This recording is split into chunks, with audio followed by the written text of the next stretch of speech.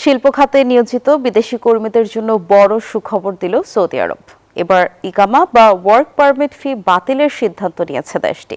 সৌদির যুবরাজ ও প্রধানমন্ত্রী মোহাম্মদ বিন সালমানের সভাপতিত্বে অনুষ্ঠিত মন্ত্রিসভার বৈঠকে এই সিদ্ধান্তে অনুমোদন দেওয়া হয়। সরকারের এমন উদ্যোগে খুশি প্রবাসী বাংলাদেশিরা। শিল্প খাতে গতি আনতে ও বিনিয়োগ বান্ধব পরিবেশ আরও শক্তিশালী করতে একের পর এক বড় উদ্যোগ নিচ্ছে সৌদি আরব। এর ধারাবাহিকতায় এবার বিদেশি কর্মীদের জন্য আরও এক সুখবর দিল দেশটি।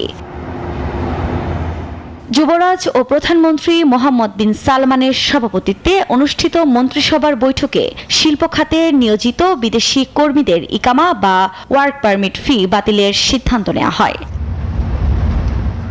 দেশটির শিল্প ও খনিজ সম্পদ মন্ত্রী বান্দার আল খোরায়েফ বলেন, ইকামা ফি বাতিলের ফলে কারখানাগুলোর পরিচালনা ব্যয় কমবে। এই সিদ্ধান্ত বিশ্ববাজারে সৌদি শিল্পের প্রতিযোগিতা সক্ষমতা বাড়াবে বলেও মনে করছেন তিনি। তেল নির্ভরতা কমিয়ে অন্য পণ্যের রপ্তানি বিস্তার ঘটাতে সহায়ক হবে বলেও জানান তিনি। সরকারের এমন উদ্যোগে খুশি প্রবাসী বাংলাদেশিরা।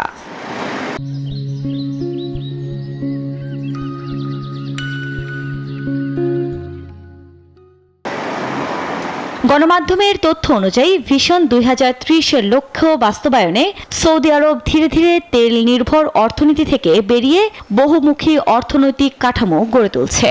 শিল্প খাতে বিদেশি বিনিয়োগ ও দক্ষ জনশক্তি আকৃষ্ট করতেই এই নীতিগত পরিবর্তন বলে মনে করছেন বিশ্লেষকরা। আফরিন মৌ, নিউজ 24।